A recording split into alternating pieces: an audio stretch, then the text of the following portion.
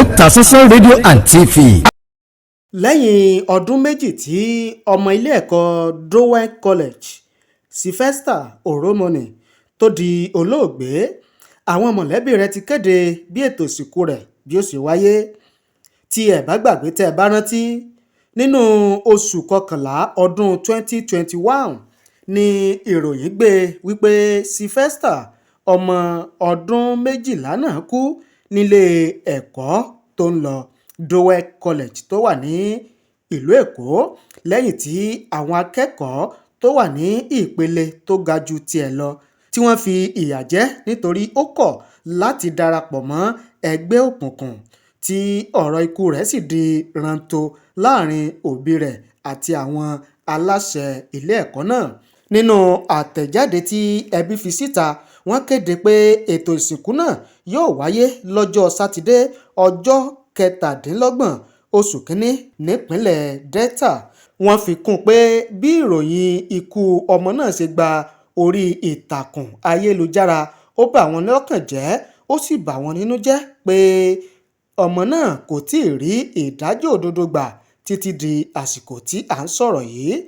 Ṣáájú ni ìròyìn kan jáde pé bàbá ọmọ náà ní òun kò ní sin òkú ọmọ òun tí òun kò bá rí ìdájọ́ òdodo gbà lásìkò ayẹyẹ ọjọ́ ìbí ọmọ náà, èyí tí wọ́n ṣe láti ṣẹ̀yẹ ọdún 12 tí ó yẹ kó ṣe lókè pẹ̀ kí ó tó kú lọ́dún 2021. Nígbà náà, àdúrà wa ni pé kí Èdùmàrè kó má jẹ́ kí gbogbo abiyamọ kó fojú sunkún ọmọ o. Àwọn tí eléyìí ṣẹlẹ̀ sí, kọ́bẹ̀ Èdùmàrè kólúwa kó bá ní bu tútù sí wọn lọ́kàn, kó bá ní fi ìdùnnú àìlópin rọ́pò ìbànújẹ́ wọn. Ẹ jẹ́ kí n mú ìpolówó yìí wá fún yín náà ká tó máa tẹ̀síwájú.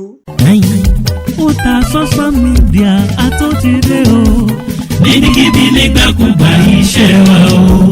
ó kárí ayé. Otasansan mídíà, ilé-iṣẹ́ tí Èdùmàrè gbé kalẹ̀ fún gbogbo ẹni ó fẹ́ ṣe ayẹyẹ bíi wedding, birthday, funeral, coronation, anniversary, concert, product launch àti bẹ́ẹ̀ bẹ́ẹ̀ lọ. Àwọn irinṣẹ́ wa kọjá bẹ́ẹ̀. Professional camera wa mú sánsan, lightning wa mọ́lẹ̀ kedere, sound wa já tòròtò, drone camera wa wúni lórí, editing wa ò lẹ́gbẹ́, finishing wa kọjá bẹ́ẹ̀. Bẹ́ẹ̀ làwọn òṣìṣẹ́ wa kọ́ṣẹ́mọṣẹ́ pẹ̀lú ìrírí bá a ṣe gbé kámẹ́rà ya áńgù lóríṣiríṣi. Kódà bẹ́ẹ̀ fẹ́ ṣe documentary, ẹ pè wá kábàáyé gbé kalẹ̀ lára ọ̀tọ̀ pẹ̀lú owó tí ò gún pa. Àtúnbáni ṣe MC lóde ayẹyẹ gbogbo.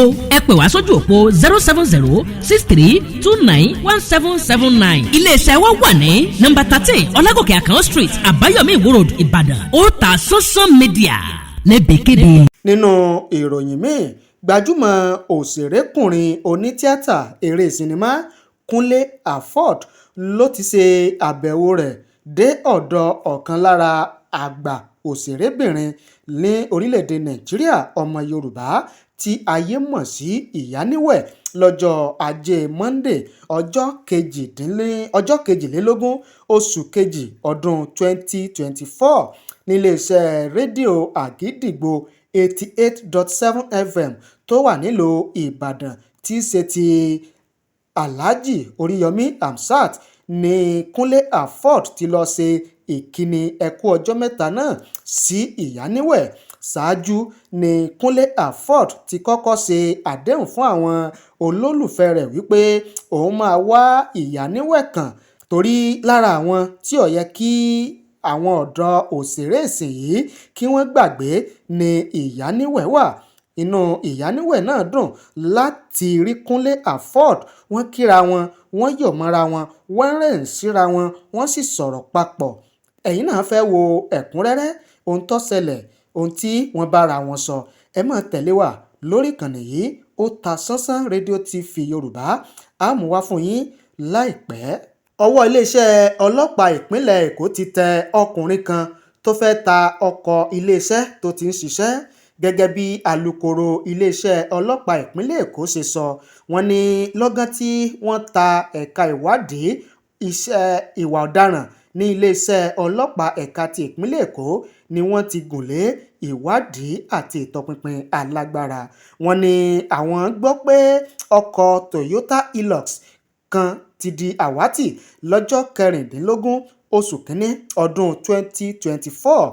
nínú ìtẹ̀síwájú ìwádìí àti ìtọpinpin ni wọ́n ti lọ ṣe àwárí ọkọ̀ náà ní abúlé kan tí wọ́n ń pè ní Ìlúkògun tó wà láàrin ìpínlẹ̀ Èkó àti Ògùn. Wọ́n ní ọwọ́ Benjamin Atọ̀ ni wọ́n ti gba ọkọ̀ náà tí àṣírí sì padà tú wípé ọkùnrin kan ló jí ọkọ̀ náà tó sì gbèrò láti tà á kó lè fi owó rẹ̀ ṣe ìrìn àjò lọ sí orílẹ̀-èdè Ghana òun pẹ̀lú àwọn ìyàwó àti àwọn ọmọ rẹ̀.